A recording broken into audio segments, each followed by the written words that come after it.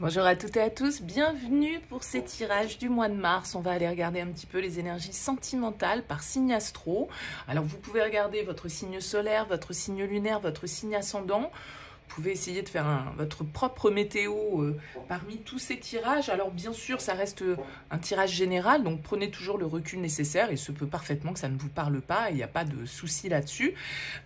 Si vous souhaitez développer avec moi par le biais d'une guidance personnalisée, eh bien vous retrouvez mon mail en bas de cette vidéo, lililataro@yahoo.com. Je fais toujours une première approche avant la consultation pour voir si je cerne bien votre situation actuelle. Donc n'hésitez pas, vous me faites un mail, prénom, date de naissance des personnes, le domaine, c'est pro, c'est sentimental, c'est financier, pas plus d'éléments, pas de questions.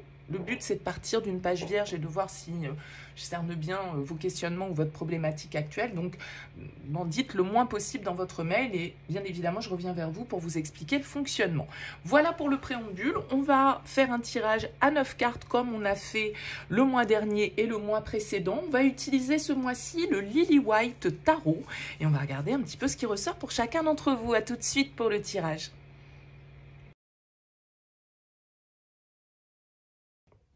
Bienvenue les balances pour les énergies de ce mois de mars. Alors, qu'est-ce qu'on a déjà en arcane majeur pour vous? On en a plusieurs.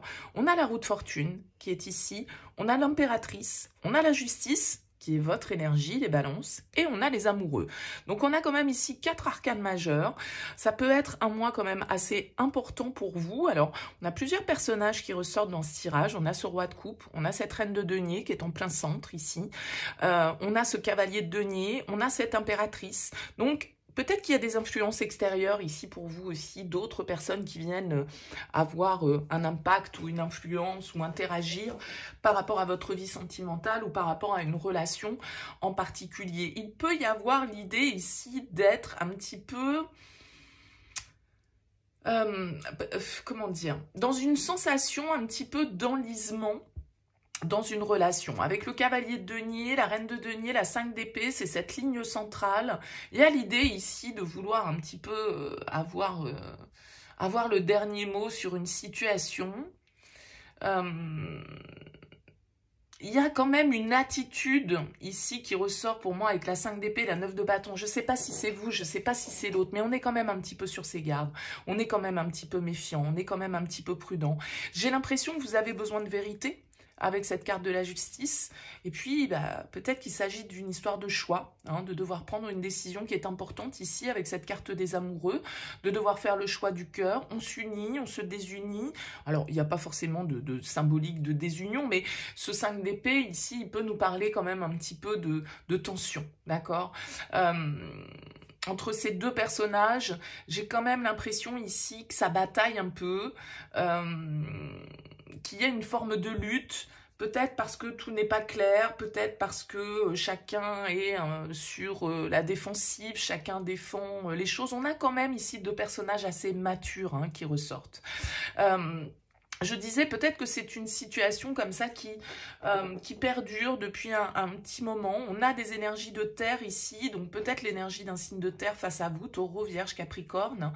J'ai l'impression que malgré tout, malgré le fait que cette reine ici, qui peut être vous, qui peut être l'autre, a la sensation que les choses n'avancent pas très vite, que ça prend du temps, qu'on est enlisé peut-être dans des situations un petit peu conflictuelles. Il y a quand même l'idée sur cette ligne, ça c'est peut-être la vision ici d'un des partenaires.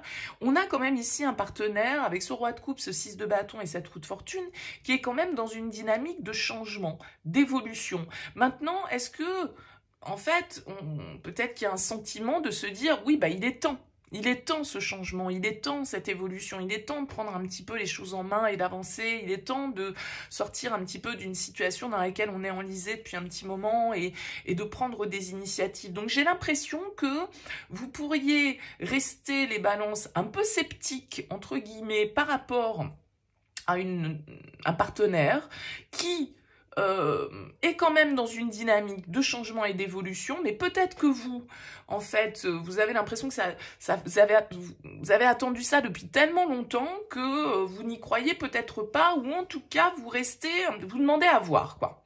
En fait, vous allez demander un petit peu, j'ai l'impression, les balances à juger sur pièce, à dire, bon, bah ok, c'est très bien, parce que le roi de coupe, il est plutôt dans une démarche émotionnelle, hein, il est plutôt dans la sincérité, dans les émotions, dans l'attention, la bienveillance. Avec le 6 de bâton, vous pouvez avoir quelqu'un face à vous qui a un regain d'énergie, un regain de confiance, et puis voilà, qui est en train de sortir un petit peu d'un cycle, mais je sens qu'on n'a pas de personnages qui sont tout à fait, en fait, sur la même vibration, ok, avec les mêmes dynamiques qui les entourent. Donc, vous avez d'un côté, peut-être un partenaire très motivé, enfin, je dirais, au changement, et puis un autre qui se dit, oui, bah, ouais, mais enfin, voilà, ça met tellement longtemps à se mettre en place, ce changement, ou c'est tellement fastidieux, c'est tellement lent que je commence à ronger un petit peu mon frein, et du coup, avec ce 9 de bâton, comme je le disais, j'ai l'impression qu'on reste un petit peu sur ses gardes, on reste prudent, on reste sur la défensive, parce que cette situation ou cette relation nous a déjà demandé beaucoup d'énergie, peut-être beaucoup de sacrifices. Et j'ai l'impression qu'ici, avec l'impératrice et la justice, on est dans une démarche aussi où on a envie, comme je le disais, de vérité, de sincérité, d'intégrité. On a envie que les choses soient clarifiées, soient transparentes avec cette carte de la justice, parce que l'impératrice, elle nous parle quand même qu'on a envie de créer, qu'on a envie d'aimer, qu'on a envie de fonder, qu'on a envie de construire, qu'on a envie de s'unir avec cette carte des amoureux. Donc il y a un lien très important qui ressort ici pour vous, mais qui semble malgré tout un peu compliqué ou un petit peu fastidieux, et ça veut pas dire pas sincère, hein, parce que je pense qu'avec un roi de coupe, vous avez quelqu'un ici qui est dans une démarche émotionnelle, mais il y a un mais, il y a un petit... une petite ligne en fait dans le changement, dans le contrat qui vous convient pas complètement et sur lequel vous n'avez pas eu le dernier mot, ou sur lequel vous restez un petit peu sceptique, ou sur lequel vous doutez de la sincérité, ou je sais pas. Il y a un questionnement un petit peu de cet ordre qui fait que on adopte une position un petit peu défensive, entre guillemets, hein, mais en tout cas, comme je le disais, prudente si c'est pas défensive.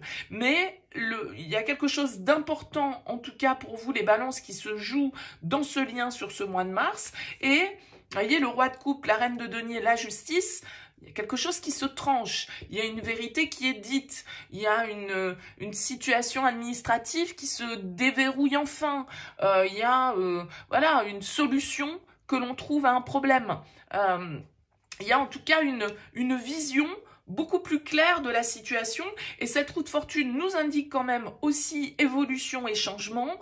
Donc je pense que il y a vraiment cette idée de peut-être que vous avez vécu une relation qui a été un petit peu longue, un petit peu fastidieuse, un petit peu compliquée à se mettre en place. Comme je le disais, la 9 de bâton, c'est la prudence, mais c'est aussi l'épuisement. Vous arrivez peut-être à un cap là justement sur ce mois de mars où les choses vont enfin pouvoir on va dire, vous allez enfin pouvoir planter les graines en fait de ce que vous souhaitez voir se développer et mettre en gestation avec cette carte de l'impératrice. Donc c'est pas des énergies négatives du tout, mais on sent juste que il y a quelque chose qui vous chagrine, ou il y a quelque chose sur lequel vous gardez une forme de frustration, et aussi une attitude peut-être prudente. Bien évidemment, tout ça peut être inversé, ça peut être le partenaire face à vous qui a cette attitude, à vous de voir un petit peu comment ça vous parle. Il est évident que ça va pas parler à tout le monde de la même manière. Alors, je parlais tout à l'heure de cette carte de la justice qui vous symbolise vous, les balances. On a aussi les gémeaux ici avec la carte des amoureux, donc un signe d'air comme vous. On a, comme je le disais, des cartes de terre, hein, ici, et l'impératrice, elle a aussi quand même pour moi ce côté un petit peu terrien. On a des bâtons, on a des épées, on a des coupes, on avait à peu près de tout dans votre tirage, et puis on a ce roi de coupe qui est là, qui pourrait nous indiquer aussi pour certains l'influence d'un signe d'eau, cancer, scorpion, poisson.